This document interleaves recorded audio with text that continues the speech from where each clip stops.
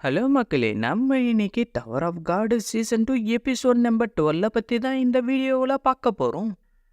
இங்க என்னடா நடந்துச்சுன்னு அவங்க எல்லாரும் சொல்லிக்கிட்டு இருக்க அப்படியே டிவிலயோ பேண்ட் ஆஃப் எர்லினாவில் நடந்த எக்ஸ்ப்ளோஷன்ல சில ரெகுலருங்க இறந்து போயிட்டதா கேள்விப்பட்டோம். சில பேருக்கு காயங்கள் ஏற்பட்டிருக்கு, அப்புறம் தொலைஞ்சு போயிட்டதாவும் ரிப்போர்ட் வந்திருக்கு அப்படின்னு சொல்லிட்டு டிவிலயோ ஆக்னஸ்னு பேர் வரதை அவன் பார்த்துட்டு ஷாக் ஆயிரும். கூடவே ஃபாக்ஸ் லேயர் கேண்டிடேட் கிட்ட இருந்து ஒரு மெசேஜ் கிடைச்சிருக்கு. அது என்னன்னா, புது ஸ்லேயரோடைய பர்த்துக்காக நான் இதை சாக்ரிஃபைஸ் பண்றேன், அது மட்டும் இல்லாம ரெகுலர் ஒர்க் ஷாப் பேட்டல்ல கலந்துக்க போற ரெகுலருங்களுக்கு இது ஒரு வார்னிங்காவும் இருக்கட்டும்ன்ற மாதிரி லேயர் கேண்டிடான வயோலி கிரேஸ் சொல்லி இருக்காருன்னு நியூஸ்ல வந்துகிட்டு இருக்கு. இந்த பக்கம் பார்த்தா ஒரு பெரிய நியூஸ்ரா, நம்ம ஆக்னஸ் செத்து போயிட்டான்டா. கண்டிப்பா இது பொய்யா தாண்டா இருக்கும், இது ஒரு ஸ்கேம் தான் நான் நினைக்கிறேன். இது எல்லாம் உண்மைடா, நீ என்ன நம்பலன்னா போயிட்டு நியூஸ் சேனலை செக் பண்ணி பாருடா. எங்கடா இப்ப நீ கிளம்பிட்ட? அந்த பொய்ய சொன்னவனை பிடிச்சிக்கிட்டு வரத்துக்கு கிளம்பிட்டேன், என்ன நில்லுடா. அப்படியே இந்த பக்கம் பார்த்தா நம்ம ஹீரோவோ கடுப்பா நின்னுகிட்டு இருக்கான். என்ன நம்ம உயிர் பொழிச்சிட்டோம் போல இருக்கு அப்படின்னா, இவங்க கோலிம்ஸை யூஸ் பண்ணி பறக்கிற ஷிப்பை உருவாக்கி இருக்காங்களா? டேய், நீ செத்து போயிட்டியா?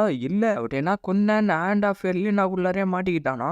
அவுட் சைடர்ஸ், நீங்க பொழைப்பீங்கன்னா கொஞ்சம் கூட எதிர்பார்க்கவே இல்லடான்னு அந்த பொண்ணு சொல்லிக்கிட்டு இருக்க. நீங்க எதுக்காக தான் இப்ப இங்க வந்திருக்கீங்கன்னு நோவி கேட்கவும், வேற எதுக்கு, பப்ளிசிட்டிக்காக தான். இப்ப எல்லாருக்கும் இதை நினைச்சு பயம் வந்திருக்கும். புது ஸ்லேயர் கேண்டிடேட் உருவாகிறதுக்கு ஒரு அற்புதமான ஸ்டோரி தேவைப்படும்ல. இந்த உலகம் இப்ப என்ன ரியாக்ட் பண்ணணும்னு நினைக்கிறேன். என் ஃபேமிலியை சேர்ந்த சின்ன பையன் அழிகிறதுக்காக ஹேண்ட் ஆஃப் எர்லினாவை அழிச்சிட்டாங்கன்னு ரூமர் பரவிக்கிட்டு இருக்கும். அந்த கல்ல தான் ஸ்லேயர் கேண்டிடேட்னு நினைச்சுக்கிட்டு இருக்காங்களா? ஆனா உண்மையிலே இப்பதான் எல்லாம் ஆரம்பிக்குது. நாங்க ஒரு அல்டிமேட்டான டீமை ரெடி பண்ணி ஒர்க் ஷாப் பேட்டில் உள்ளார என்டர் ஆக போறோம். அதுக்கப்புறம் எங்களால எல்லா ரேங்க் ரெகுலரையும் தோக்கடிக்க முடியும். அது மூலயமா நாங்க தான் ஸ்ட்ராங்கான ரெகுலர்ஸ்ன்னு எல்லாரும் சொல்ற அளவுக்கு மாறுவோம் அப்படின்னு அந்த பொண்ணு சொல்லிக்கிட்டு இருக்கோம். என்ன ஸ்ட்ராங்கான ரெகுலரா? உங்களால அந்த ஒர்க் ஷாப் பேட்டில் உள்ளார வரவே முடியாது, ஏன்னா நீங்க இங்கே சாவ போறீங்க. என்னடா நீ அவங்க கூட சண்டை போட போறியா நோவி கேட்க, ஆமாண்டான்னு சொல்லிட்டு அவனும் அப்படியே அடிக்க வர, காசனோன்னு அந்த பொண்ணு சொல்லவும் காசனோ அடிக்கிறதுக்கு ஓடி போக டக்குன்னு நம்ம ஹீரோ குறுக்கால வந்துட்டு அவனுடைய ஷின்சுவை யூஸ் பண்ணி ரெண்டு பேரையும் பின்னாடி தள்ளிடுறான். பார்த்தா ஹீரோ அவனுடைய லைட் பாக்ஸை யூஸ் பண்ணி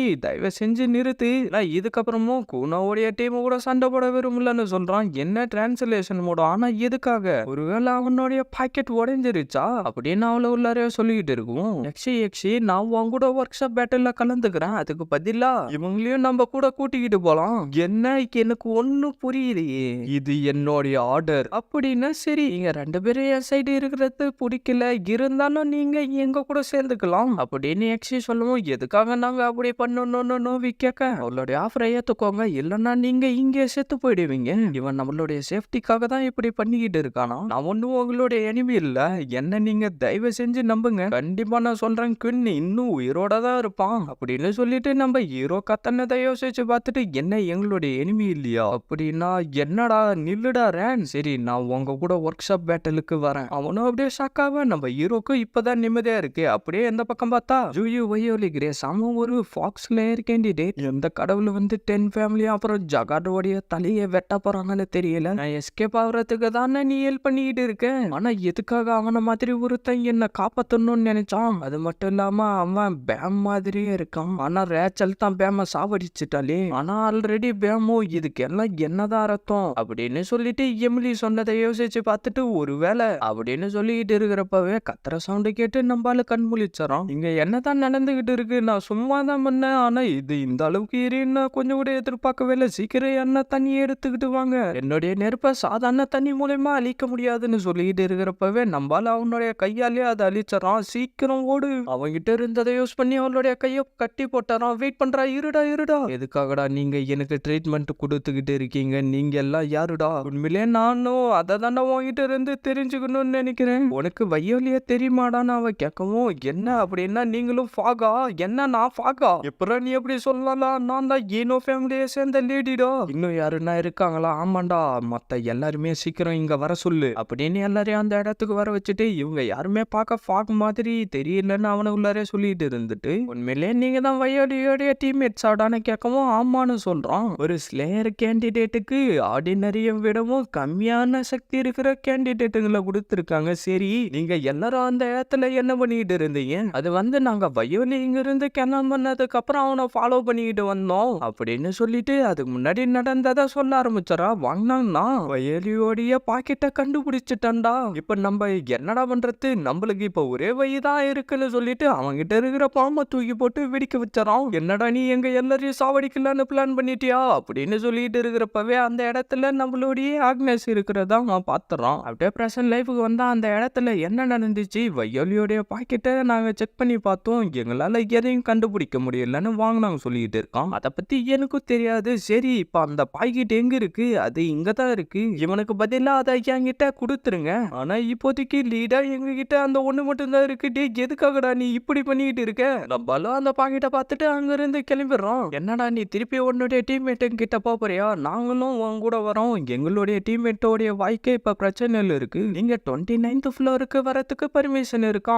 இருக்குடா. சரி, அப்படின்னா என்ன ஃபாலோ பண்ணிக்கிட்டு வா. இத பண்ணாதடா, எப்பயும் நீ கவனமா இருக்கணும்டா அப்படின்னு சொல்லிட்டு அவனுடைய இடத்துக்கு அவங்கள கூட்டிக்கிட்டு வந்துடுறான். ஒரு ரேங்கர் கிட்ட பிரைவேட்டான பங்கர் இருக்கு அப்படின்னா கண்டிப்பா இவனுடைய பேரண்ட்ஸ் ரொம்ப ரிச்சானவங்களா தான்டா இருப்பாங்க. நீ அன்கான்சியஸா இருந்தப்ப உன்னை பத்தி சர்ச் பண்ணி பார்த்தேன். உன்னுடைய பேரு குன்ன ஆகியோரோ ஆக்னஸ் ரேங்க் ரெகுலர்ஸ்ல நீ ரொம்ப ஃபேமஸ் ஆனவன். அது மட்டும் இல்லாம உன்னுடைய ஃபேமிலி பேர் மூலமா நீ ரொம்ப ப்ரௌடா இருக்கணும் கேள்விப்பட்டேன். வயலி ஒரு ஸ்லேயர் கேண்டிடேட் அப்படின்னா உனக்கும் நாய்க்கும் நடுவுல சண்டை நடக்கிற மாதிரி தானோ. நீ உன்னுடைய டீம்மேட்டை நினைச்சு கவலைப்பட வேண்டியது இல்ல. அந்த இடத்துல இருந்து அவன் உயிரோட போனதை என்னுடைய கண்ணாலே பார்த்தேன்டா. உண்மையாவா? ஆமாண்டா. நம்ம இப்ப உண்மையிலே கவலைப்பட வேண்டிய விஷயம் என்னன்னு சொல்லிட்டு அவனை அந்த இடத்துக்கு கூட்டிக்கிட்டு வந்துட்டு மைக்கிலே டேனன்னு கத்திக்கிட்டு இருக்கவும் நம்ம வாங்கினாங்க சைட்ல இருந்த டோரை ஓபன் பண்ணி பார்த்துட்டு என்னன்னு சொல்லிட்டு இருக்க. பிரின்ஸோ அதை பார்த்துட்டு என்னதுரா இதுன்னு சொல்லிட்டு கத்தவும் நம்ம ஆக்னஸோ வந்து பார்த்துட்டு ஷாக் ஆயிரான். பார்த்தா அந்த பறவை காலி அவனும் ரத்த வெள்ளத்துல மிதந்துகிட்டு இருக்க. செவுத்துல ஃபாக்னு எழுதி வச்சுட்டு போயிருக்காங்க.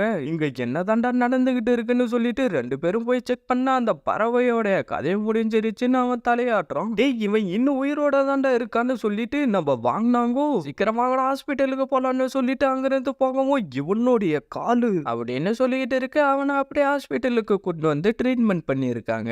அவன் இப்ப எப்படி இருக்கான்? அவனுடைய காயங்கள் பயங்கரமா இருக்கு, இருந்தாலும் அவன் உயிரோட தான் இருக்கான். உங்களுடைய ஹெல்ப்புக்கு ரொம்ப நன்றி. கண்டிப்பா வயோலி இந்த மாதிரி ஒரு விஷயத்த பண்ணி இருக்க மாட்டான், அது எனக்கே நல்லா தெரியும்டா. அது அந்த ரேச்சலா தான் இருக்கணும். சரி, நான் போயிட்டு கொஞ்சம் காத்து வாங்கிட்டு வரேன். இது கண்டிப்பா ஏ ரேங்க் பாக்கெட் தான். இதை யூரி தான் பேமுக்கு கொடுத்தா, அது மட்டும் இல்லாம அந்த எபிலிட்டியை பேமும் பண்ணுவான். அப்படின்னா வயோலியோடைய உண்மையான அடையாளம். ஆனா எதுக்காக அவன் பாகு கூட இருக்கான்? அவன் உயிரோட இருந்தா திருப்பி எதுக்காக எங்க கிட்ட வரல? ஒருவேளை அவன் பேம் இல்லையா அப்படின்னு சொல்லிட்டு இருக்கிறப்பவே அந்த இடத்துல பேமுடைய உருவம் வருது. ஏ பேம்! அப்படியே டக்குன்னு வயோலியோடைய உருவத்துக்கு மாறுவோம். நீ தானடா பேம்?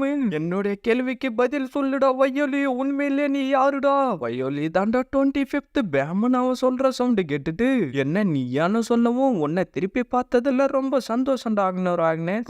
நீ தான் டெஸ்ட் ஃப்ளோர்லயே தோத்து போயிட்டே, அப்புறம் உன்னால இப்படி இங்க வர முடிஞ்சிச்சு. என்னால எங்க வேணும்னாலும் போக முடியும். ஏன்னா நான் தான் கைடுடா. என்ன கைடா? என்ன நீ இப்ப சொல்ல வர? நான் ரெகுலரா வந்தது என்னுடைய வேலையில ஒரு பாட்டு தான். நான் இப்ப கரண்டா ஃபாக் கீழே தான் வேலை செஞ்சுக்கிட்டு இருக்கேன். என்ன ஃபாக் அப்படின்னா எல்லாம் கரெக்ட் தான்டா. இது எல்லாத்தையுமே நான் தான் செட் பண்ணேன். இர்ரெகுலரான 25th பேம் ஃபாக்குக்கு தேவைப்பட்டான். ஆனா எதுக்காக? ஏன்னா ஜகட ஒரு இர்ரெகுலரால மட்டும்தான் சாவடிக்க முடியும். அதனாலதான் அவன் டெஸ்ட் ஃப்ளோர்ல செத்து போனதான் நாங்க ஃபேக்கா கிரியேட் பண்ணோம். அதுக்கப்புறம் அவனை ஜூயு வயோலி கிரியேஷன் ஸ்லேயர் கேண்டிடேட்டா அறிமுகப்படுத்தணும். இதை எல்லாத்தையும் ஒரு கைடா இருந்து நான் தாண்டா அவனுக்கு சொல்லி கொடுத்தேன்னு சொல்லவும் நம்மள கடுப்பாகி அடிச்சுட்டு இப்ப பேம் எங்க இருக்கான்னு கேட்க எனக்கு அதை பத்தி தெரியாது, இருந்தாலும் உனக்கு அதுக்கு சம்மந்தம் இல்ல அப்படின்னு அவ பேசிக்கிட்டு இருக்கிறப்பவே நம்மள திருப்பி அடிக்க வரவும் அதுல இருந்து அவ தப்பிச்சுட்டு நான் உன்கிட்ட ஒரு ரிக்வெஸ்ட கேட்கறேன். அது என்னன்னா வயோலி டீம்மேட்ஸோட ஒர்க் ஷாப் பேட்டல்ல கலந்துக்கிட்டு அதில் நீ ஜெயிக்கணும்டா அப்படின்னு சொல்லிட்டு ரெண்டு பேரும் கொஞ்ச நேரம் பேசிக்கிட்டு இருக்க.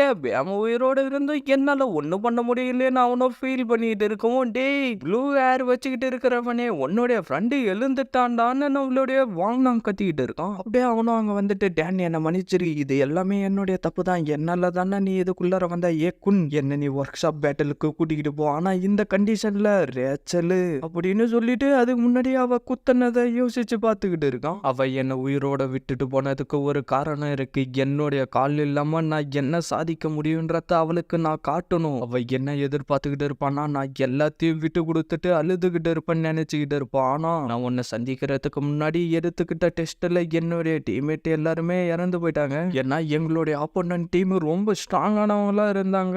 அந்த நேரத்துல என்ன பண்றதுன்னு தெரியாம நான் பயந்துகிட்டு அங்கிருந்து ஓடி வந்துட்டேன். அப்பதான் என்னுடைய கால்களை நினைச்சு நான் ரொம்ப அசிங்கப்பட்டேன். இதுக்கப்புறம் இழக்கிறதுக்கு எதுவும் இல்லைன்னு சொல்லிட்டு தான் நான் உன்னுடைய டீம்ல சேரத்துக்கு ஒத்துக்கிட்டேன். எல்லாத்தையும் இழந்ததுக்கு அப்புறம் தான் எனக்கு ஒரு விஷயம் புரிய வந்துச்சு. என்னுடைய கால் ஓடுறதுக்கு மட்டும் இல்ல. சரி ஆக்னஸ், நம்ம ஒர்க் ஷாப் பேட்டல் உள்ளார போயிட்டு நம்ம எப்படி சண்டை போடுவோன்றத அவங்களுக்கு காட்டுவோண்டா. அப்படியே அவனை வெளியில வந்துட்டு, ருயின் உன்னுடைய ஆஃபரை நான் அக்செப்ட் பண்ணிக்கிறேன்.